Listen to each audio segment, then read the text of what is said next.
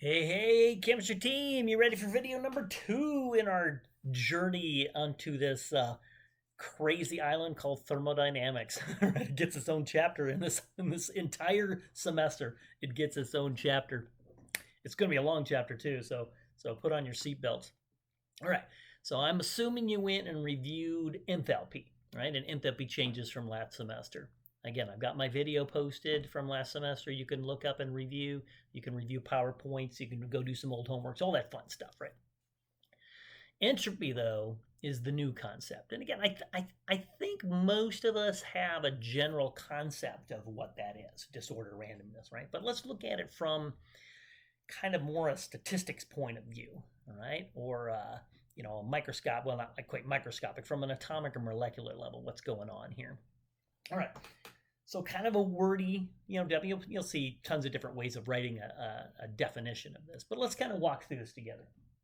So entropy, when we look at it mathematically, we're going to look at it more this way rather than disorder or randomness. But qualitatively, you can think of it as increased disorder or randomness. But quantitatively, we can look at it this way. And we'll put you can sense an equation coming.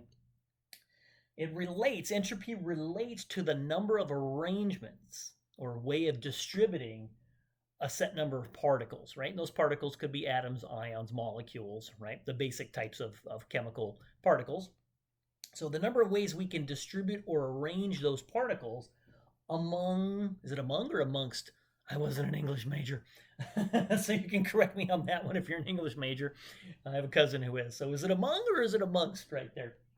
What a weird word, amongst. So how many ways can we distribute these particles among the available energy states of that system, all right? Given a specific state, we have a set temperature, a set pressure, a set amount, a set composition or number of particles. So those are all set. How many available energy states are there, right? Is there only 1, 2, 3? How many? We'll do kind of a pictorial view on the next board here. But a very different way of looking at entropy. So how many ways can we actually distribute those particles among those energy states? Right? So for example, let's say we've got, 3 molecules, three molecules of say oxygen or something. They're diatomic and they can vibrate, right? So they're vibrating, and we got 3 of them. But let's say we get it down to 0 Kelvin and they're not moving, they're not vibrating at all, right? So they're all just sitting there. There's only one available state, correct? You're going to hear this term called microstates, right? So there might be a bunch of states, but only one way of arranging them, so that's called a microstate. So we're gonna take this number of arrangements of particles amongst the available energy states. We're going to call each way of distributing them called a microstate. So we would only have one of those microstates if we had 0 Kelvin. There's no motion, right? But let's say we increase the temperature just a tiny little bit, all right? That allows only one of them to start vibrating. The other 2 don't.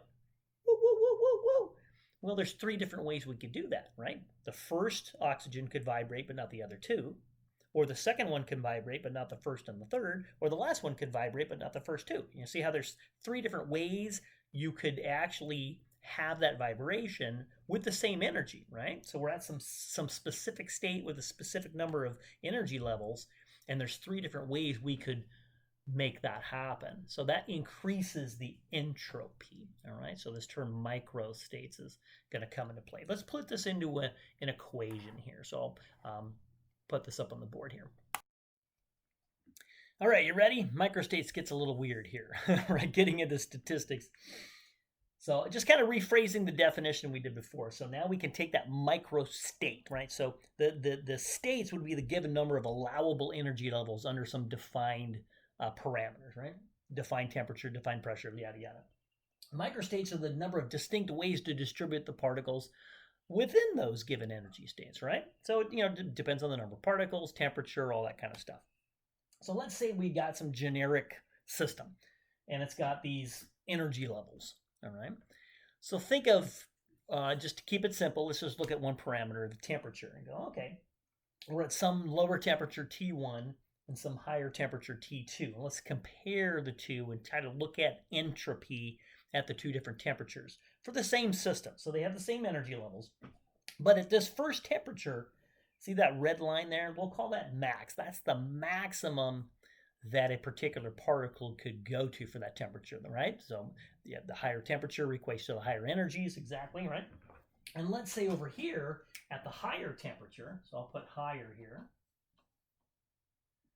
Now the particles have more energy, they can attain higher energy levels. So let's say the max is now here, right? So at the higher energy, you can access the fourth energy level.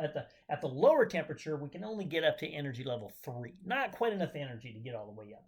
But at the higher temperature, whoa, these particles can actually get up to that. And you can think of these as rotational states, vibrational states, translational. There's a lot of different ways of looking at it. But we're just kind of keeping it simple.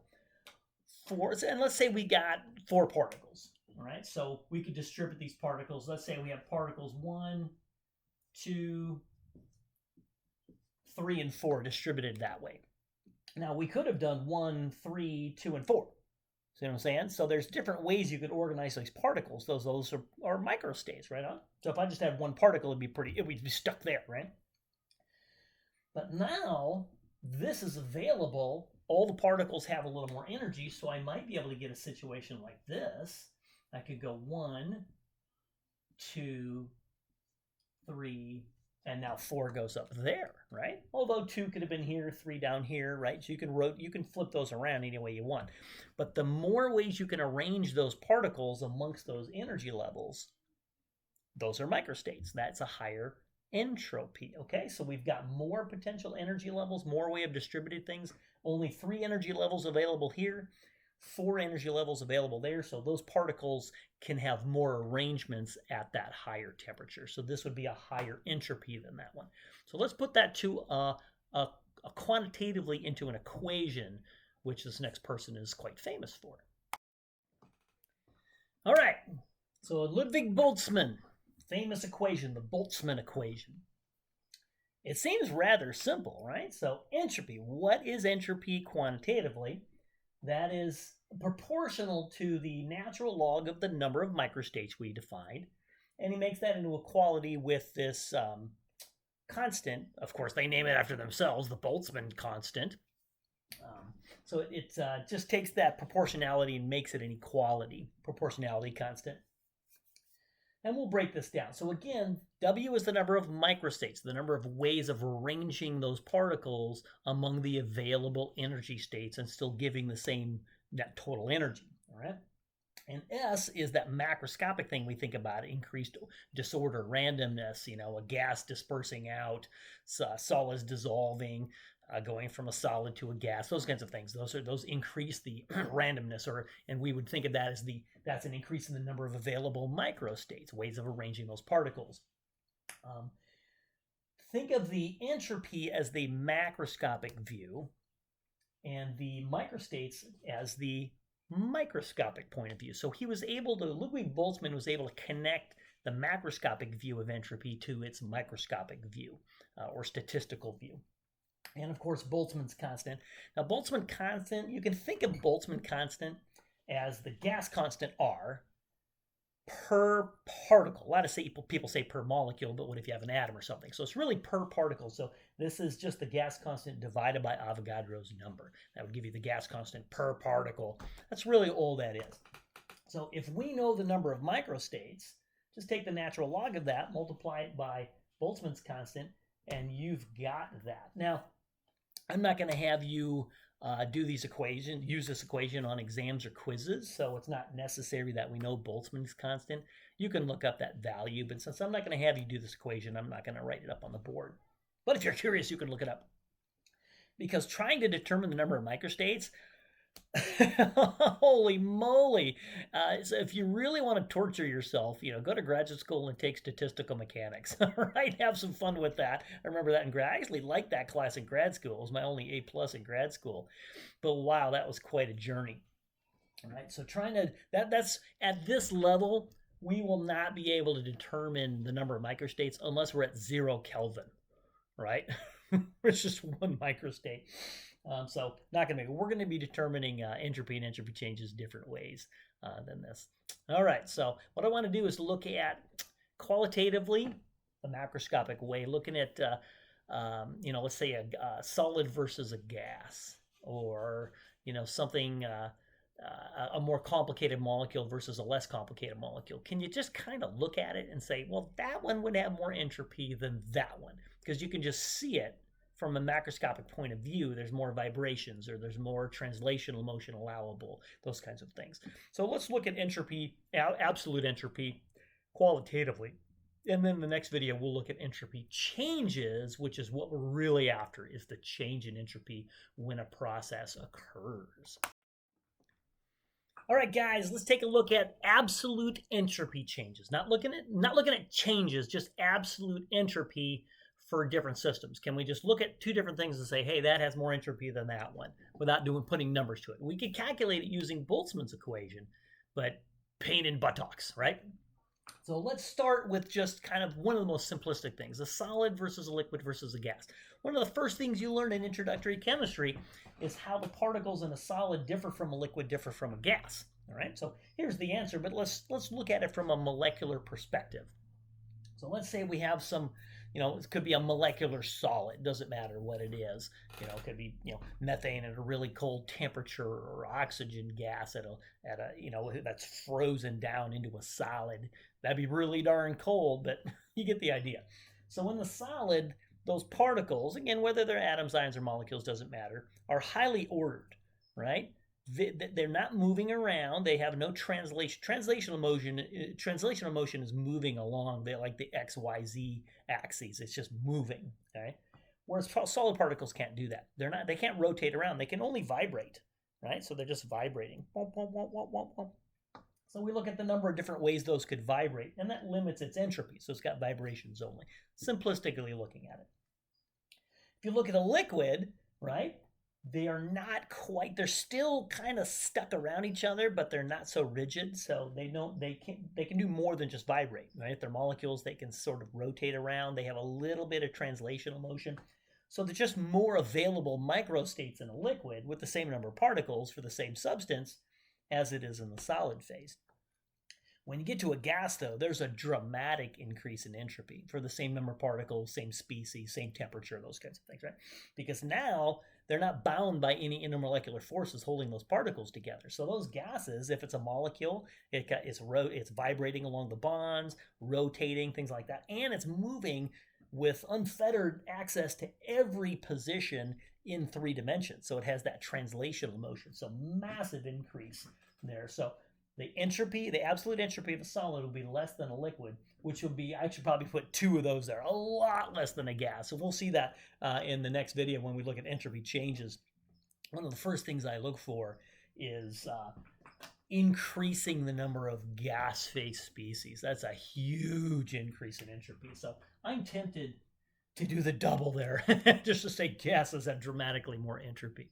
Let's look at a few other scenarios besides just the phase or state of something, and see if you can kind of look at it and go, okay, yeah, that makes gut level sense, why that would have a higher entropy than that one. Just, and you could try to relate that to the, there's more available microstates, more positions for those things to go into.